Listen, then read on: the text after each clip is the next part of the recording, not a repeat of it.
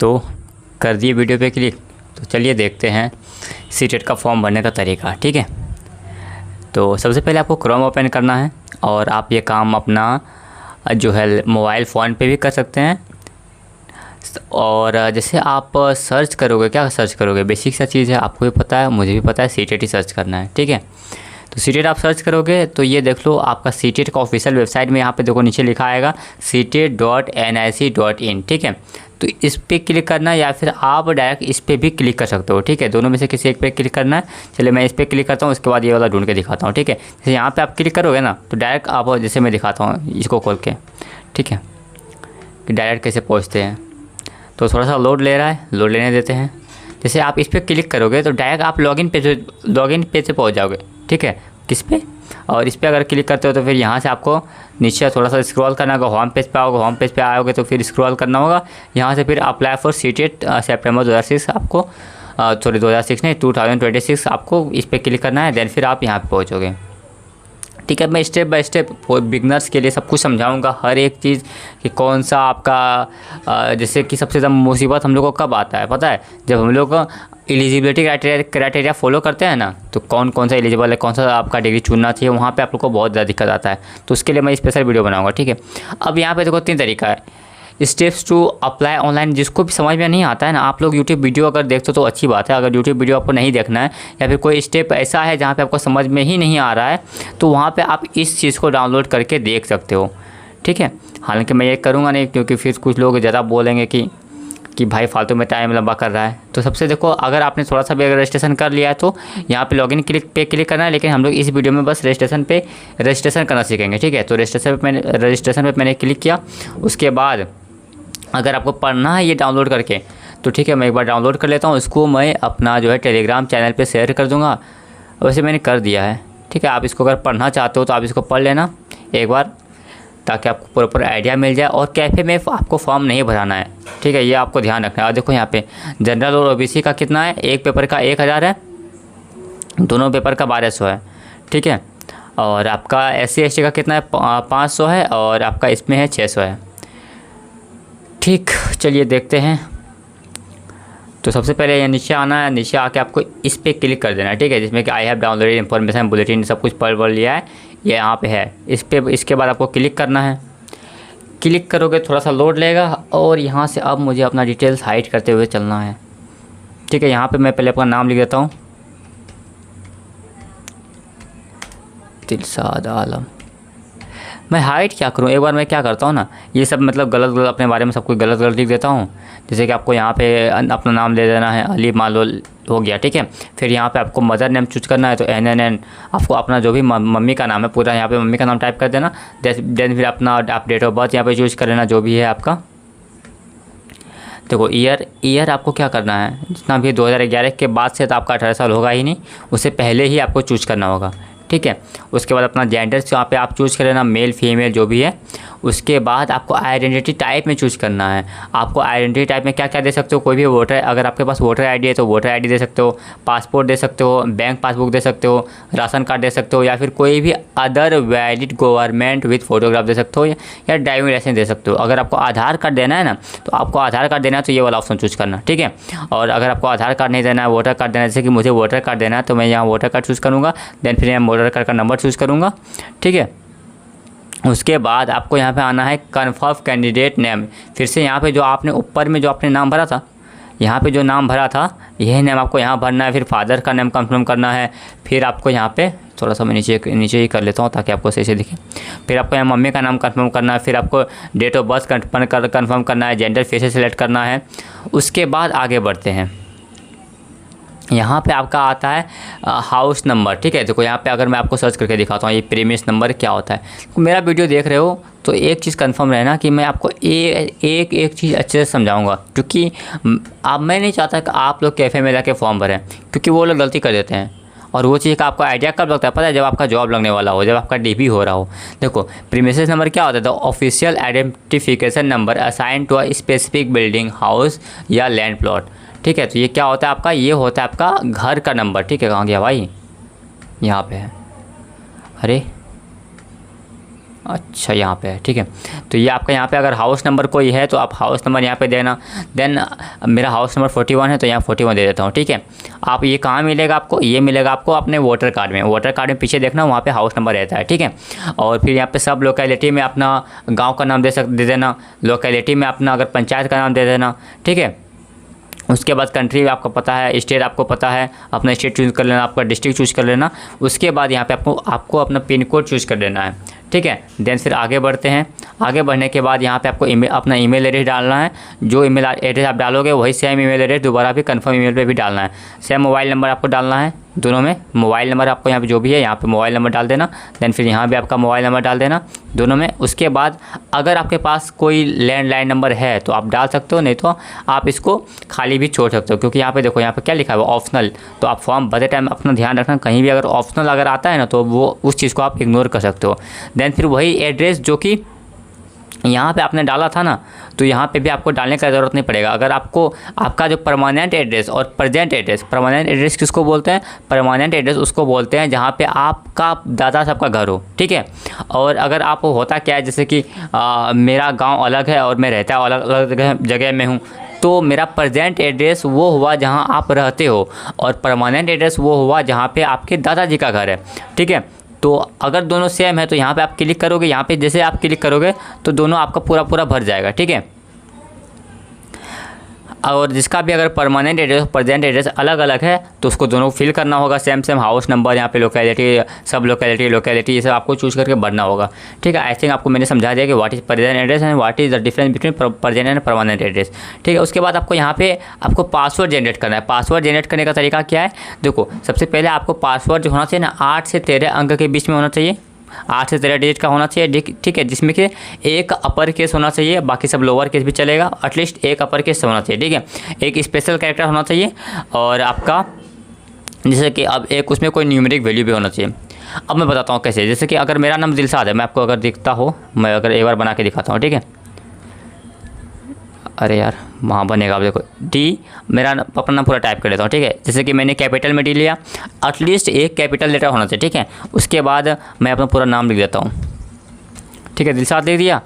अब यहाँ पे देखना @ आप @ चूज़ कर लो, या फिर ज़रूरी नहीं कि इस जगह कहीं भी एक स्पेशल कैरेक्टर आपको चूज़ करना है। जैसे यहाँ पे मैंने 2 स्पेशल कैरेक्टर चूज़ कर लिया। देन फिर अगर मुझे चुनना हो तो 8888 ये मैंने चूज़ कर लिया। तो कहने का मतलब इसी तरीके से आपको बनाना है, आप वो अपना बना लेना। जैसे कि मैं बनाता हूँ तो यहाँ पे दिलशाद चूज़ करता हूँ, फिर @ चूज़ करता हूँ, फिर यहाँ पे अपना जो है डेट ऑफ बर्थ वगैरह चूज़ करके यहाँ पे बना लेता हूँ। तो जो भी है आपको यहाँ से इस तरह पासवर्ड बनाना है, ठीक है। पासवर्ड का बनाने का तरीका मैंने बता दिया। अब उसके बाद अब जब फॉरगेट करोगे ना, तो अगर बाय मिस्टेक अगर आप पासवर्ड भूल जाते हो तो अब आपको फॉरगेट करना होगा। फॉरगेट करने टाइम आप ये स्पेशल क्वेश्चन कुछ पूछ सकते हो। जैसे कि आपको अगर याद है कि what is your place of birth, या फिर what is your favourite book, what is your sport, ये सब आप चूज़ कर लोगे। तो ज़्यादातर मैं क्या करता हूँ, ये वाला चूज़ करता हूँ, क्योंकि मुझे अपना बाइक का नंबर याद है। तो आपको यहाँ पर मैं लिख लेता हूँ ताकि बाइक का नंबर बार बार भूल नहीं सकता ना। तो यहाँ पर आपको जो भी लगता है कि एक आपको जिसका कोई एक ऐसा क्वेश्चन जिसका कि नाम आप कभी नहीं भूलोगे, या फिर बार बार अगर आपसे कोई भी पूछे तो वही नाम आपको याद आना चाहिए। जैसे कि आपका फर्स्ट स्कूल का नाम क्या था, वो सब आप यहाँ पे चूज़ कर लेना, जो कि हेल्प करता है आपको फॉरगेट करने में अपना पासवर्ड। उसके बाद इस कैप्चा को, ये वाला कैप्चा को यहाँ पे भरना है। जैसे मैं भर के देता हूँ आपको दिखाने के लिए, RN2286, ठीक है। चलिए मैं आपको दिखाता हूँ, एक बार भर लेता हूँ, उसके बाद आपको बनाता हूँ। आप कैप्चा डाल के जैसे सबमिट करोगे तो उसके बाद ये कुछ आ जाएगा इस तरीके का इंटरफेस, ठीक है। उसके बाद आपको इस बॉक्स पे क्लिक करना है, लेकिन क्लिक करने से पहले ध्यान रखना है ये सब फिर से मैच कर लेना कि कहीं कोई स्पेलिंग मिस्टेक तो नहीं है, क्योंकि इसके बाद फिर आप इसको सही नहीं कर पाओगे, ठीक है। सेम उसके बाद फिर आपका यहाँ पे एड्रेस वगैरह भी चेक कर लेना। एड्रेस वगैरह भी चेक करने के बाद इस बॉक्स पर क्लिक कर लेना। देन फिर नीचे आना, ठीक है। और उसके बाद लास्ट में आई एग्री बटन पर क्लिक करना है। देन फिर यहाँ पर submit and send OTP to verify mobile पे क्लिक करना है। उसके बाद आपको यस पे क्लिक करना है। जैसे आप यस पे क्लिक करोगे तो आपके पास OTP जाएगा फ़ोन में, ठीक है। और उसको फिर फ़ोन से यहाँ पे आपको OTP फिल कर देना है, 899733 899733 OTP से यहाँ पे मैंने लिखा है। उसके बाद जैसे यहाँ पे आपको करना है सबमिट रजिस्ट्रेशन फॉर्म, ठीक है। तो आप सबमिट जैसे ही करोगे इस तरीके से आपका यहाँ पे नाम आ जाएगा और यहाँ पे आपका एप्लीकेशन नंबर लिखा हुआ आ जाएगा, ठीक है। चलिए अब बात करते हैं इसको आगे का कंटिन्यू कैसे करते हैं, ठीक है। उसके बाद आपको कुछ नहीं करना है, आज का वीडियो यहीं तक रखते हैं। फिर कल हम लोग चेक करेंगे यहाँ पे एप्लीकेशन फॉर्म्स वगैरह फिर से लॉगिन करने का, ठीक है। तो आगे का प्रोसेस करने के लिए मैं आ चुका हूँ अपने होम स्क्रीन पे, ठीक है। जैसे मैंने लॉगिन कर लिया, यहाँ पे आपको दिख रहा होगा यहाँ मेरा जो है, आपको शायद प्रॉपर एंगल नहीं मिल रहा अब, ठीक है। तो यहाँ पे आपको यहाँ पे मेरा एप्लीकेशन नंबर दिख रहा है, एप्लीकेशन, और इधर मेरा नाम दिख रहा है, ठीक है। तो चलिए इसको कंप्लीट करते हैं। फिलअप एप्लीकेशन फॉर्म में आपको आना है और यहाँ पे सबसे पहले आपको पर्सनल डिटेल्स, आपका कॉन्टैक्ट डिटेल्स वेरीफाई है, आप पर्सनल डिटेल्स फिल करना है, ठीक है। तो पर्सनल डिटेल्स फिल करने के लिए यहाँ पे देखो क्या क्या आ रहा है आपका, मेरा नाम आ रहा है, डेट ऑफ बर्थ आ रहा है, जो भी आपने भरा हुआ था पहले वही आ रहा है, ठीक है। उसके बाद नेशनलिटी में आपको क्या चूज करना है, इंडियन, ठीक है। नेशनलिटी में तो मतलब पूछा था आप किस देश के हो आप, तो मेरे केस में भारतीय हूँ मैं, आपके केस में आप भी इंडियन ही हो तो यहाँ पे इंडियन चूज़ कर लेना, ठीक है। कैटेगरी में मैं आता हूँ ओबीसी में, तो यहाँ पे मैं ओबीसी चूज़ करूँगा। फिर कंफर्म में भी फिर से मैं ओबीसी चूज़ करूँगा। और यहाँ पे क्या लिखा हुआ है, are you a person with benchmark, या कोई डिसेबिलिटी वगैरह है क्या, तो जिसके पास डिसेबिलिटी है वो यहाँ पे यस करेंगे, ठीक है। और मेरे केस में अब जिसका डिसेबिलिटी है तो वहाँ पे डिसेबिलिटी में यस किए। उसके बाद टाइप ऑफ डिसेबिलिटी क्या है, ठीक है। उसके बाद आपको ये सब वगैरह जो भी है इसको चूज़ करने के बाद फिर से आ जाएगा।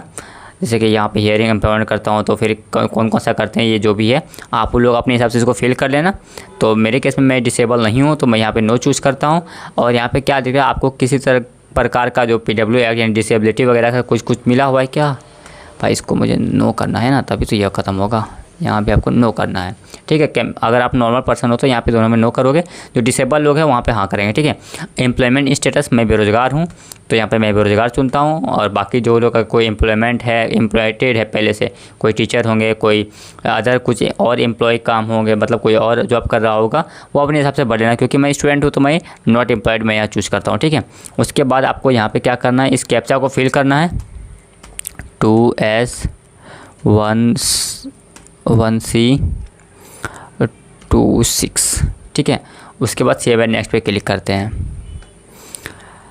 आगे बढ़ते हैं। आगे बढ़ने के बाद अप्लाइंग फॉर मैं दोनों पेपर के लिए अप्लाई कर रहा हूँ, क्योंकि मेरे पास DLED भी है और ग्रेजुएशन है और साथ ही साथ मास्टर्स भी है और BEd वगैरह सब भी है मेरे पास, तो ठीक है। इसलिए मैं दोनों पेपर के लिए अप्लाई कर रहा हूँ।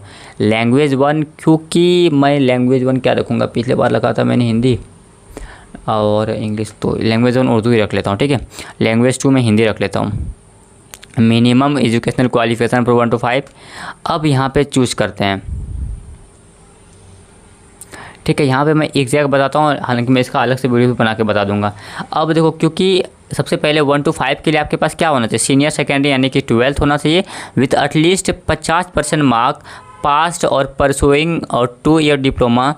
यानी कि फर्स्ट ऑप्शन में आप तब चूज़ करोगे जब आपके पास 12th हो और DLED में हो और 50% एटलीस्ट मार्क हो आपके पास, ठीक है। अगला देखो, सीनियर सेकेंडरी या इसके कुछ यानी 12 आपके पास हो, या और उसके बाद 45% मार्क हो, या तो पास हो या परसुइंग हो, मतलब या तो पास कर चुके या अपेयरिंग हो। यहाँ भी तो यहाँ पास और परसुइंग है ना।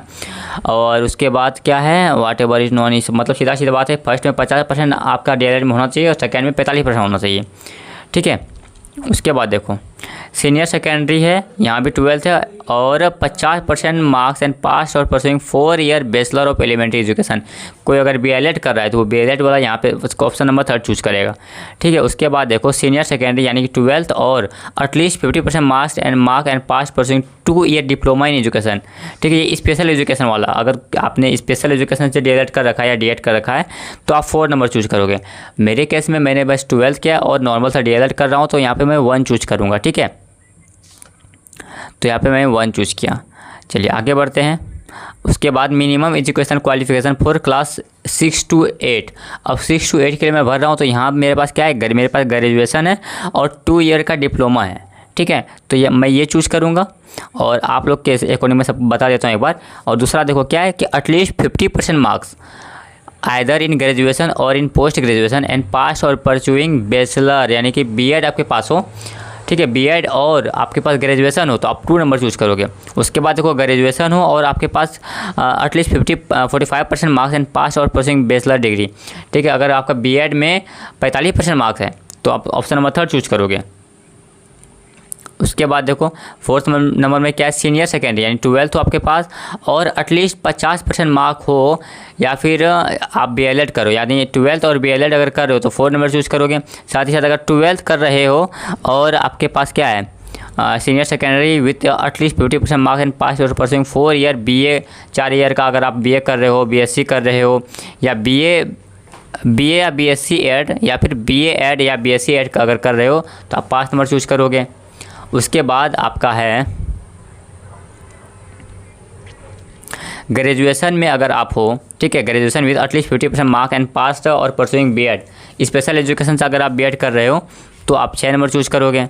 देन फिर अगला है आपका any candidate having qualified B.Ed program recognized by NCTE, अगर NCTE से मान्यता प्राप्त कोई भी आपने B.Ed प्रोग्राम किया है, ठीक है, is eligible to appear in TTS TET moreover as per the existing TET guideline, अगर वो टेट गाइडलाइन के अंदर में आता है, अगर आपने ऐसा कोई कोर्स किया है जो लिस्टेड नहीं है और वो टेट गाइडलाइन के अंदर में आता है वो और NCTE से रिकॉग्नाइज्ड है, तो आप चूज़ करोगे 7 नंबर।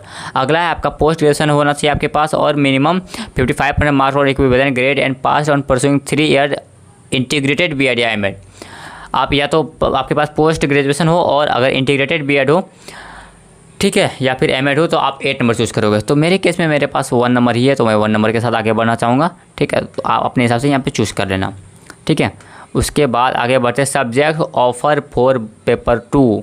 अब पेपर 2 मेरा क्या है, मैंने BSc किया हुआ है तो मैं साइंस चूज़ करूँगा, और आप अगर BA किए हुए होंगे तो आप सोशल साइंस चूज़ करोगे, ठीक है। ये मैंने चूज़ कर लिया। Qualifying exam diploma in education in academic process minimum qualification degree in education, या ये वाला है मेरा, मैंने डिप्लोमा कर रहा हूँ, डिग्री नहीं कर रहा हूँ, ठीक है। अगर आप B.Ed कर रहे हैं तो आप डिग्री इन एजुकेशन चूज़ करोगे, हालांकि मुझे दोनों पे टिक मारना पड़ेगा, चलो कोई बात नहीं, अगला बढ़ते हैं। उसके बाद है 7K1F17, तो आपको कैसा लगा, ये वाला समझ में आ गया होगा, ठीक है। चलिए अगला इस पर टेप देखते हैं, इसको यहाँ यस कर देता हूँ।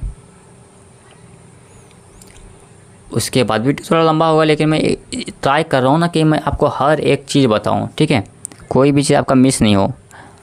चलिए अगला देखते हैं। अब पास्ट स्टेटस यहाँ पे लिखना है मुझे। पास्ट स्टेटस में ये क्या है, डिप्लोमा इन एजुकेशन।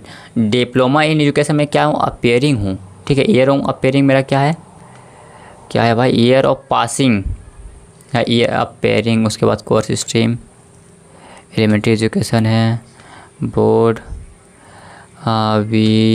विनोबा नहीं है भाई, नहीं है का, ऐसा कैसे हो सकता है, विनोवा भावे, ये स्पेलिंग है ना। एक सेकंड मैं यहाँ पे एक बार इसको पेस्ट करके देखता हूँ वहाँ पे है या नहीं, अगर नहीं रहेगा तो मैं अदर्स के साथ आगे बढ़ जाऊँगा, कोई बात नहीं। अरे यार कहाँ चला गया, ये वाला है।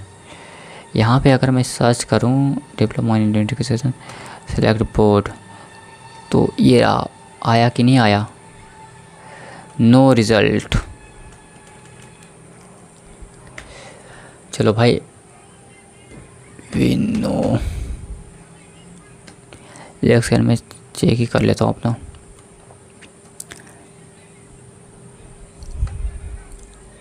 VINOPA विनोवा, विनो नहीं है, हटाओ। अगर आपका भी ये नाम यूनिवर्सिटी में नहीं आता है तो आप यहाँ पे अदर्स सर्च करोगे तो आपको अदर्स मिल जाएगा। अदर्स लिखने के बाद यहाँ पे ऑप्शन आना चाहिए, ऑप्शन आ क्यों नहीं रहा, तो यार ऑप्शन तो आना चाहिए, यहाँ पे ऑप्शन नहीं आ रहा, कोई बात नहीं, फिर लोड लेना पड़ेगा फिर से इसको। अपेयरिंग इसको भी लगाते हैं। अपेयरिंग ईयर अब मेरा है 2026-27 है मेरा अपेयरिंग ईयर। अच्छा यहाँ पे 2026 ही लिखना पड़ेगा, ऊपर में भी 2026 ये क्या हाईएस्ट 27 तो है, तो यहाँ पे 2026 ही क्यों है बस।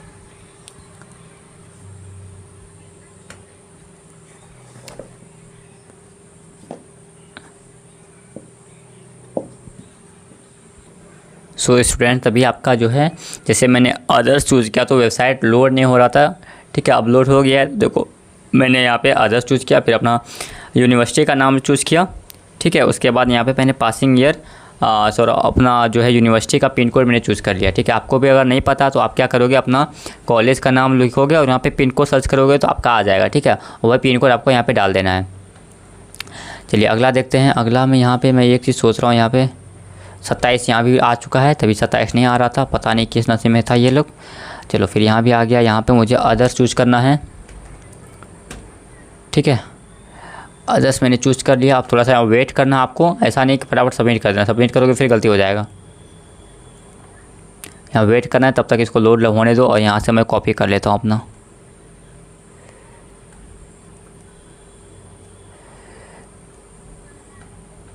क्योंकि मैं कोई एक्सपर्ट तो नहीं हूँ इस चीज़ में, ठीक है। तो वैसा आपको एक्सपेक्ट भी नहीं करना कि फटाफट बता के निकल जाऊँ मैं। थोड़ा सा मुझे भी टाइम दो, खुद को भी टाइम दो गाइस। और एक सेकेंड, लगता है मैंने कोई गलती कर दिया है। वो गलती क्या है मुझे खुद नहीं पता। यूनिवर्सिटी का नाम पूछा था ना, हाँ यही मैं चेक कर रहा था कि यूनिवर्सिटी का नाम पूछा या कॉलेज का नाम पूछा है। यहाँ पे मैं कॉपी करके इसको भी यहाँ भी पेस्ट कर देता हूँ, ठीक है।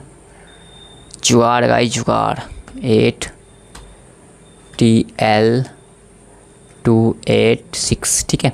यहाँ पे मैंने कैप्चा फिल कर लिया और ये रहा आपको कैसे कैसे भरना है अपना क्वालिफाइंग डिटेल्स, ठीक है। तो सब कुछ भर लिया ना। पेयरिंग 2027 बिनो आपको चेक भी करते जाना है गाइज।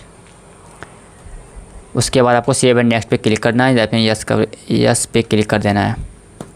चलिए ये वाला भी लोड हो गया। अब आपको अपलोड करना होगा आई थिंक फ़ोटो और सिग्नेचर, ठीक है। तो मैं चलिए आपको इस वीडियो में बताने वाले हैं अभी कि फ़ोटो और सिग्नेचर अपलोड करने का गाइडलाइन क्या है। तो सबसे पहले आपको देखो क्या करना है, JPG या JPEG फॉर्मेट में अपलोड करना है, ठीक है। अगर आपका फ़ोटो यहाँ पे बाई चांस नहीं दिखता है तो आपको यहाँ पे सर्च करना है कि JPEG